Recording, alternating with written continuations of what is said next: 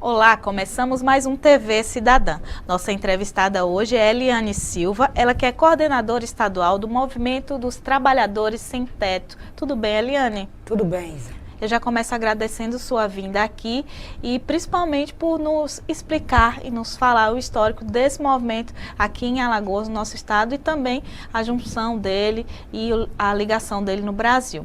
Conta pra gente como é que está o movimento aqui no estado, esse histórico, né? Como é que começou a sua luta também na coordenação desse movimento. O movimento, a nível nacional, ele está fazendo aniversário 20 anos de lutas. Agora no mês de novembro, temos um encontro que será em dezembro no estado de São Paulo, mas dia 27 e 28 do mês de agosto a gente fez um encontro Norte-Nordeste, que foi em Recife, no Casarão em Recife. Foi um encontro de capacitação de lideranças do estado do Nordeste, um encontro muito proveitoso. Aqui em Alagoas, a luta dos trabalhadores sem teto iniciou-se desde a década de 1989. E teve um avanço muito grande, de muita resistência nos anos de 2002 por diante, na disputa pelo solo urbano. Pois é, aí a gente queria focar nessa característica. É um movimento que foca realmente no urbano, né? É um movimento dessa falta de moradia urbana. Como é isso e como é que vocês enxergam esse déficit habitacional que existe nas cidades? Por conta do êxodo rural, foi necessário que o homem do campo fosse expulso do campo e veio disputar os espaços na cidade, se tornou os centros urbanos muito grande e muito forte. E a disputa da moradia é a maior necessidade, né, desde que o homem do campo foi expulso do seu território no campo. E essa necessidade da habitação, ela é muito precária. Por mais que tenha vindo o programa Minha Casa Minha Vida, o PAC, o aceleramento, enfim, mas o programa de habitação de direito social, mas a necessidade ainda é muito grande, muito complexa ainda para se resolver, principalmente no Nordeste. E Alagoas, como um estado muito pobre, que tem um índice de pobreza muito grande, analfabetismo também,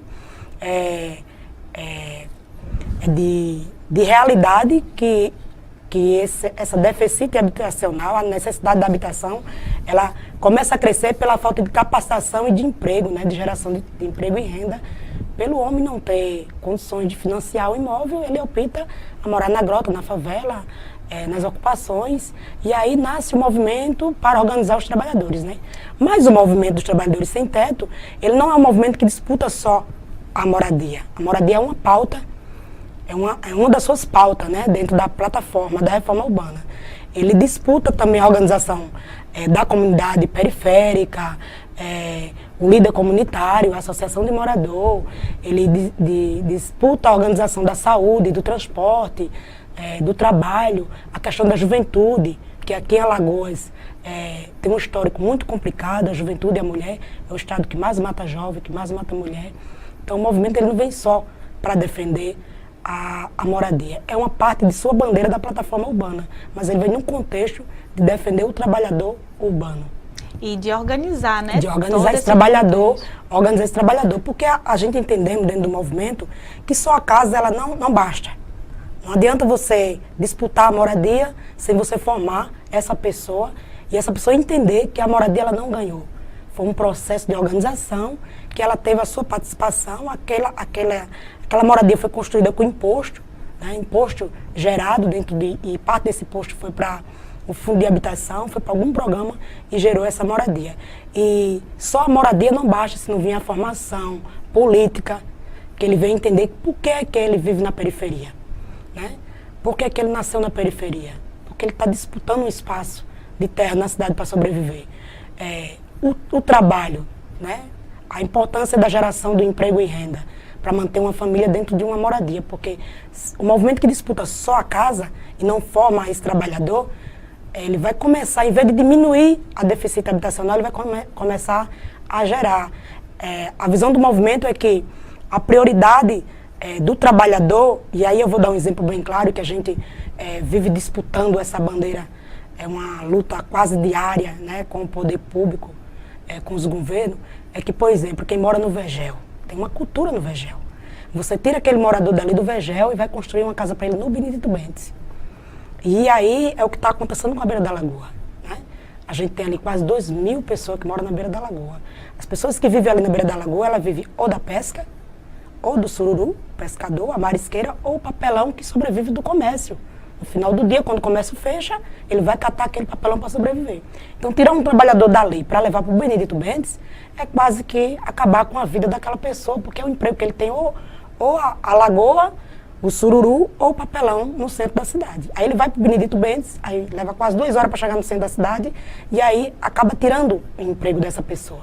E essa pessoa, por alguma necessidade, e a falta de informação e de capacitação, faz com que ela dê fim, bote fora a casa que tanto sonhou por nada e volte de novo para a beira da lagoa, porque falta uma política, né?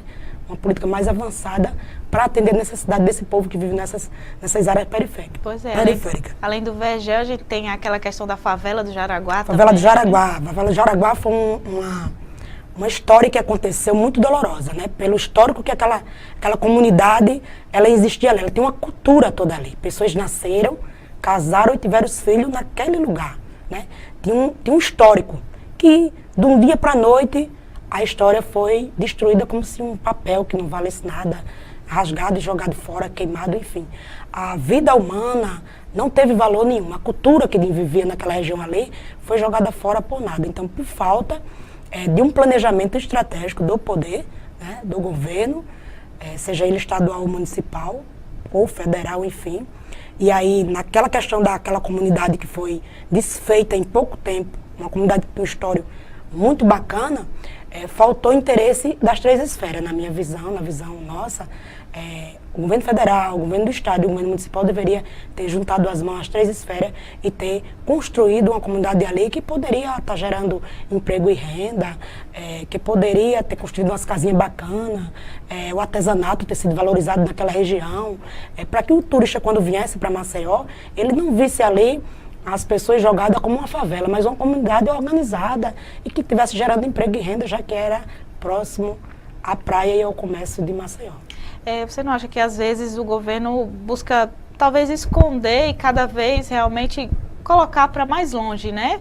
Porque, por exemplo, as localizações que a gente tem dos novos conjuntos habitacionais está sendo sempre pelaquela área ali do Benedito Bentes e tal, e os conjuntos são entregues sem a urbanização completa, né? E daí a gente vê falta saneamento básico, falta escola, transporte para a criança, fora o aumento da criminalidade ali naquelas áreas, né? Pois é, Isa, é um fato assim que isso é realidade no nosso dia a dia, né? A gente percebe que tem alguém por trás disso, se chama o setor imobiliário. Esse alguém, o setor imobiliário, ele é muito presente, né? De olho nessas terras que está mais perto do comércio, enfim, onde dá para explorar o solo urbano, né? A função da cidade e da propriedade dela não vem cumprida, segundo o Estatuto da Cidade, né? Ela nunca foi cumprida, ela existe lá no papel, é lei, está no Estatuto da Cidade, mas esse Estatuto ele é visto como nada, é como se não existisse. E aí o governo ele faz o quê?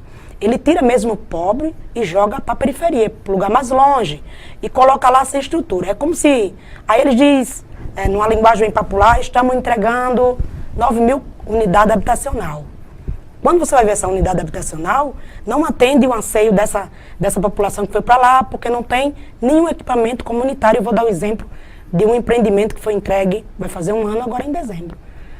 O conjunto Parque dos Caetés, quase 13.000 apartamentos, né? As pessoas, parte atendeu poucas pessoas da Vila de Jaraguá, que foi despejada de forma brutalmente covarde, e foi para esse Parque dos Caetés. Foi entregue há quase 1 ano.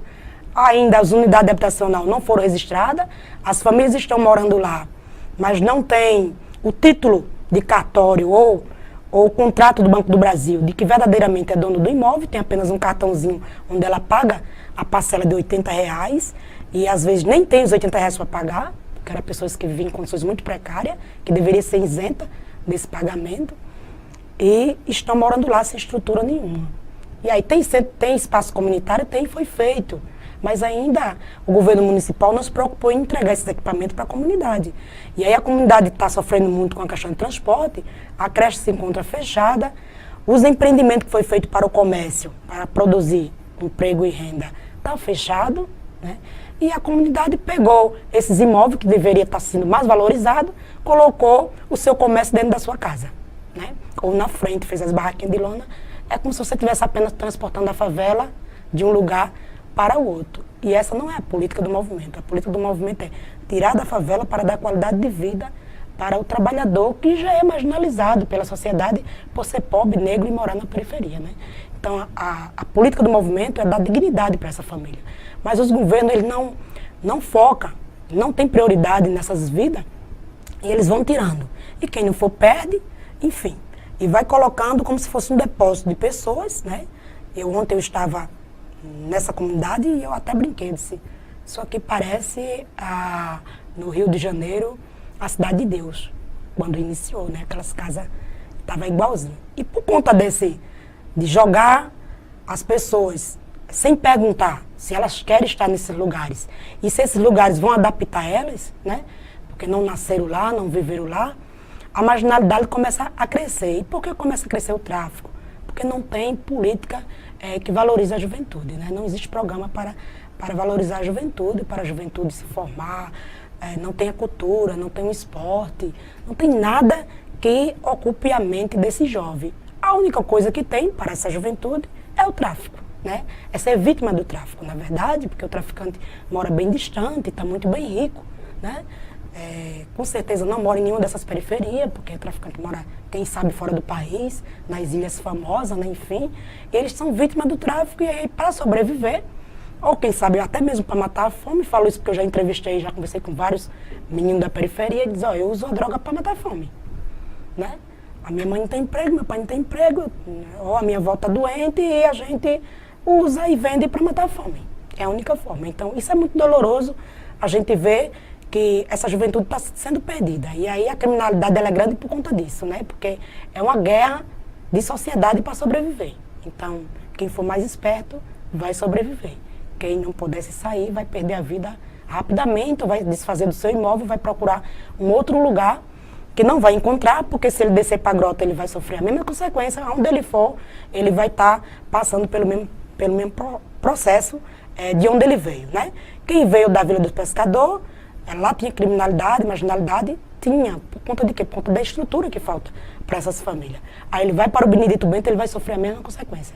Quem sabe até uma guerra, né, um choque, um conflito para se acostumar uma comunidade com a outra. É muito chocante e preocupante até, porque não há uma política. E o mais interessante é que todos eles têm uma lábia muito poderosa, né, um marketing muito poderoso para conseguir governar, seja no município ou no estado, enfim, que vai mudar. E essa mudança, ela não chega, é precária. O Benedito Bento tem 220 mil habitantes, o maior bairro periférico. Agora aí chegou quase, no Parque dos Caeté, quase 3 mil unidades, a quase, vezes 3, já quase 9 mil pessoas. Só lá é quase a cidade de Messias, dentro de um conjunto. E aí parece uma gaiola de depósito humano, né? Então, assim, é doloroso ver que não há uma política. E isso, se alguém perguntar, Eliane, e o que é que você acha que deveria mudar? Se o poder pegasse os movimentos sociais e procurasse os movimentos sociais para cadastrar essas famílias, né? Procurar saber em cada bairro quem é que está. Benedito Bento, quantas grotas tem? 19 grotas. Qual é a situação de lá? O que é que se pode fazer? Tem uma área para desapropriar? Lá tem. Quantas famílias dá para atender? No Vergel, onde é que a gente tem uma área que pode desapropriar para construir habitação para essas famílias permanecerem lá por conta do emprego, do papelão e da pesca, enfim. Mas não faz, porque por trás tem um jogo da imobiliária que quer explorar o solo urbano. É verdade, Eliane. No próximo bloco a gente vai falar mais sobre as questões urbanas, imobiliárias, a luta do movimento dos trabalhadores sem teto aqui em Alagoas, mas já depois do intervalo.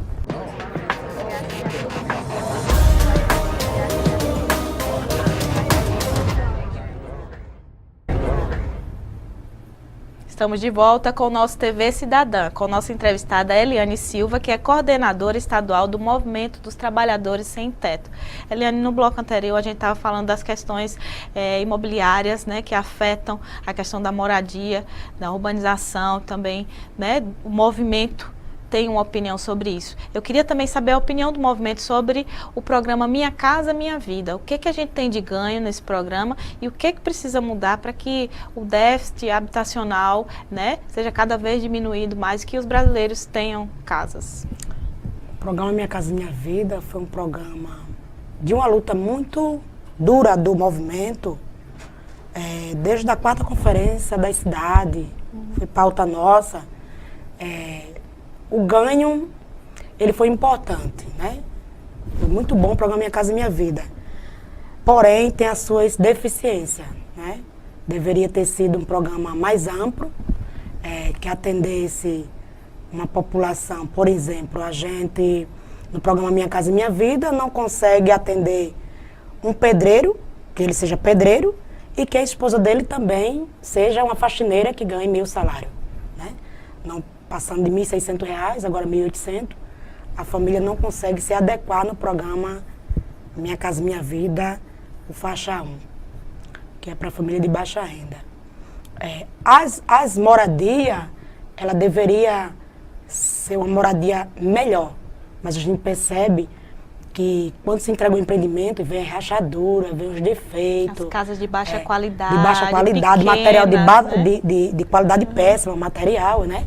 A área construída também é bem pequena, né? A área construída ela é bem pequena, o tamanho da casa ela é muito pequeno, então assim, o que deveria foi bom por conta de ter avançado no programa, as famílias ter recebido que anteriormente, pelo 460, era uma casa que era no cimento puro, hoje ela tem uma cerâmica, mas a cerâmica deveria ser de boa qualidade, ela não é, né? Assim que entrega rapidamente ela se quebra a cerâmica, a parede racha. E existem enfim, muitas denúncias também quanto às construtoras, né? Aparece sempre os defeitos, logo de início, por conta da má qualidade do material que foi aplicado, que deveria, né, ser investigado pelo Ministério Público Federal, já que é recurso federal. Antes de entregar um empreendimento desse, o Ministério Público Federal deveria primeiro fazer uma vistoria, tanto no recurso quanto na empresa que está com um empreendimento, enfim, para ver a qualidade, né, do material.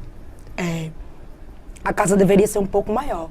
A gente percebe que é muito pequeno os espaços. Hoje não se faz mais casa, mais apartamento, enfim. Mas ainda é muito pequeno para atender, por exemplo, uma família que tem 10 filhos. Aí vai morar dentro de um apartamento que tem 42 metros quadrados, muito pequenininho demais, para caber uma família. E a família de baixa renda, dificilmente você encontrar um casal com um filho, 2, você vai encontrar de 4 filhos para cima. Dificilmente você encontra nessa classe pessoas que têm um filho ou 2. Muito difícil. Você vai encontrar 3, 4, 5, 6, e morando dentro de um lugar desse muito pequeno, isso sufoca essa família, né? E aí o programa deveria ser mais fiscalizado, né? Ter bastante fiscalização. A maneira do cadastramento também deveria ser bastante fiscalizada, porque o município abre o cadastramento e aí todo mundo vai lá e se cadastra, ele não está no cadastro de mutuário, né? Ele nunca recebeu imóvel da Caixa ou do Banco do Brasil, então o nome dele não está no cadastro de mutuário, ele acaba se inscrevendo e passando na frente de alguém que deveria e tem a necessidade de receber a moradia, e muitas vezes aí você percebe, e o que eu estou falando aqui, não tenho medo de dizer, você vai no site de negócios e venda e você vê lá os apartamentos que custam 65 mil sendo vendido por 9 mil reais. Então, assim, é uma falta de fiscalização mesmo, né? Deveria ser mais fiscalizado, deveria ter mais participação social, para poder saber quem de fato tem o perfil para se inscrever num programa desse. É verdade. Eliane, agora a gente queria saber sobre as ocupações históricas que o Movimento dos Trabalhadores Sem Teto tiveram aqui na capital e também fora, né, no interior. E a gente lembra aqui no centro, que foi muito falado, foi muito televisionado, aí a mídia deu muito, que esse prédio do INSS aqui, né, ficou um tempo ocupado com as famílias aqui, as pessoas foram transferidas, e também tem outros, né, agora acontecendo nesse momento. Você pode citar pra gente alguns? Sim, o prédio do INSS ele foi ocupado por 2 vezes, né, foi atendido poucas famílias, foram alocadas no Parque dos Caetés. Parte dessas famílias do INSS ainda aguarda o cadastramento pela Prefeitura de Maceió para poder entrar em um programa habitacional. O prédio continua abandonado, não cumprindo a sua função social, né, como o Estatuto da Cidade manda, por isso que nós temos uma bandeira que a gente, a função social da cidade da propriedade. E aí você percebe que no centro de Maceió tem muitos prédios abandonados, vazios, né, que não está cumprindo com a função social da cidade da propriedade, mas na hora que o movimento ocupa, aparece o dono, e aí começam os conflitos urbanos a aparecer, porque o mercado imobiliário tem interesse de deixar aquele prédio lá, comprar ele baratinho e depois ele faturar dinheiro, né? É o capital, enfim, girando e isso acontece. A ocupação do movimento, o movimento fez uma ocupação muito histórica em 2006, que foi o acampamento do professor Paulo Bandeira. Essas famílias foram atendidas no conjunto Paulo Bandeira.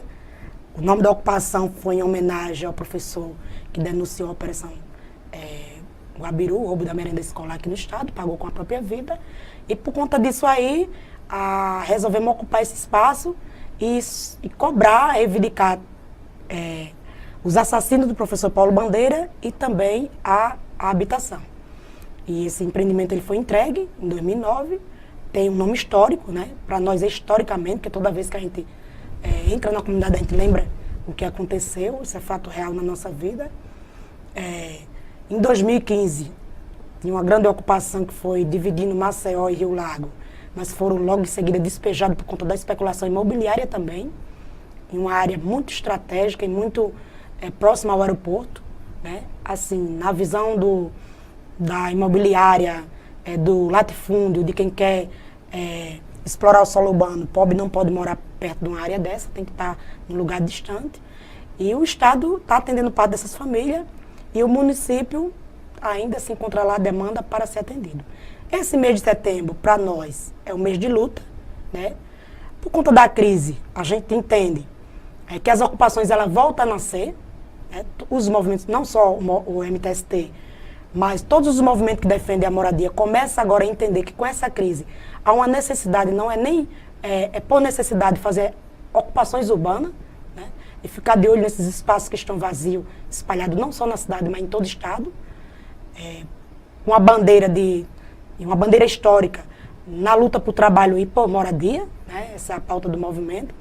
O mês de setembro inicia aí uma jornada de luta a nível nacional. Aqui em Alagoas já tem ocupações demarcadas para iniciar em brevemente, futuramente aí, acho que daqui para o dia 15 de setembro, se consegue fazer ocupações históricas aqui para resgatar essa bandeira de luta.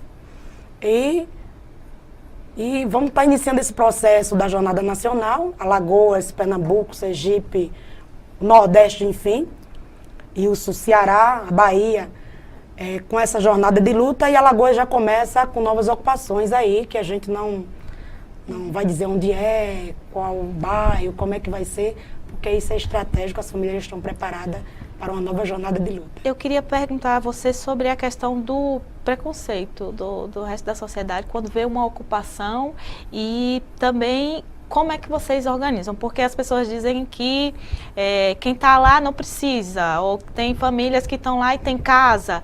O movimento, quando vai ocupar um prédio, por exemplo, do centro, um terreno, ele cadastra as famílias, ele sabe quem está ali, tem como fazer essa fiscalização? Sim, o movimento ele tem o seu levantamento, que chamamos de levantamento socioeconômico. Antes de ocupar uma área, toda a família do movimento, ela tem um levantamento interno no movimento, que o movimento vai identificar o perfil dessa família para evitar que as pessoas se aproveitem da situação. A sociedade sempre vai marginalizar, porque os movimentos já vêm sido marginalizados há muito tempo. E de março de 2016 para cá, o poder, enfim, que é mesmo a sociedade fascista, a burguesia, ela tem por querer marginalizar cada vez mais o movimento. Ele vai sempre dizer, vai ter alguém sempre que vai dizer, é vagabundo, tá tomando o que é dos outros, né? Tá ali para querer vender, enfim. Isso aí é um preconceito que a gente vive diariamente, né? Se faz um protesto, é porque são vagabundos, não tem o que fazer, tá tirando o direito de ir e vir, enfim. Isso aí é histórico, a gente sabe muito bem que essa sociedade machista, a mídia fascista, enfim, toda essa sociedade que vê a pobreza como como lixo, como nada, vai estar sempre marginalizando. Isso é fato, e isso não vai deixar de nos fazer luta, né? Não enfraquece o não movimento, enfraquece o movimento, pelo continua. contrário, fortalece, porque quanto mais nome de marginal, mais a gente vai estar se organizando e discutindo o solo urbano, porque é lei, né? É constitucional, está no artigo 6º, parágrafo 2º, né? É dever do Estado de Direito atender todo cidadão desamparado na forma da Constituição. E esse cidadão desamparado é aquele que não pode comprar um imóvel, né? E agora, com essa crise que o Brasil está vivendo, essa população ela tende a crescer, né? Porque não tem um emprego, e aí não tem como mais pagar o aluguel, o Estado não tem recursos para pagar aluguel social, o município também não tem, e a tendência é crescer as ocupações e cobrar moradia, assim como a Constituição garante. E aí, se o Estado e o governo vai atender, aí é o que a gente vai discutir quando está organizado.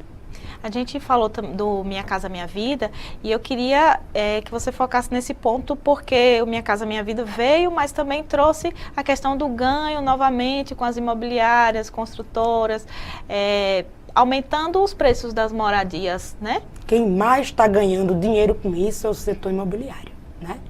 E aí também quem está mais revoltado com os movimentos sociais também é o setor imobiliário. Porque um imóvel de 42 metros, que é entregue para uma família que vai pagar 10 anos, um valor de R$80 por mês, esse mesmo imóvel ele é vendido pela construtora, pela imobiliária, em 30 anos, a 400, a 600 reais as parcelas, né? Para o pessoal da classe média, né? Então isso é uma grande revolta da imobiliária contra os movimentos sociais por defender a questão do Minha Casa Minha Vida. Aí eu lembro, aí eu queria frisar aqui, Isa, que defendemos que o Minha Casa Minha Vida, para quem não tem renda nenhuma, que é de 0 a 1.800 agora, era 1.600, agora era para 1.800. As pessoas, por exemplo, da Grota, né? Que é isso que a gente queria falar, já estamos no finalzinho do programa, você participou da audiência pública sobre as grotas daqui. O que foi que você pediu lá? Sim, aí a gente percebe que a humanização das grotas, e aí eu tenho conversado com o Albinho, a lei 11.977 do Ministério da Cidade deixa bem claro que a pessoa alagado, área de risco, enchente, ele é vulnerável. Uma pessoa vulnerável, quem tem que atender é o Estado de Direito, né? Que não pode pagar o aluguel. Por exemplo, Rio Lago entregou ali praticamente 2 cidades dentro da cidade de Rio Lago. Mas vamos falar das 19 cidades afetadas pela enchente em 2010. Todo mundo que teve a sua casa afetada pela enchente, e foi comprovado pela Defesa Civil, ele ficou isento de pagar as parcelas do Minha Casa Minha Vida. O Conjunto Tonilino de Souza é um desses fatos lá em Rio Lago. Parte das pessoas lá paga o Minha Casa Minha Vida, uma taxa de R$25 por mês, parte não paga nada, que provou que era de vulnerabilidade. Então, como foi que isso aconteceu? O Ministério da Cidade, o Governo do Estado e o Governo Municipal. Falta a Prefeitura de Maceió, né, a humanização das grotas, e aí foi uma pauta que eu solicitei do deputado Ronaldo Medeiros e do representante da Prefeitura de Maceió, o vereador Eduardo Canuto, que cobrasse uma audiência pública com o Ministério Público Federal, com o Ministério da Cidade, a Secretaria Nacional de Habitação, a Caixa Econômica, o Banco do Brasil, o prefeito de Maceió e o governo, para isentar essas famílias de baixa renda. Também das grotas, né? Eliane, obrigada por sua vinda aqui. A gente já lhe convida para um próximo programa também, para a gente falar mais das questões do Estado em si, na questão da moradia. E obrigada também, telespectador do TV Cidadão.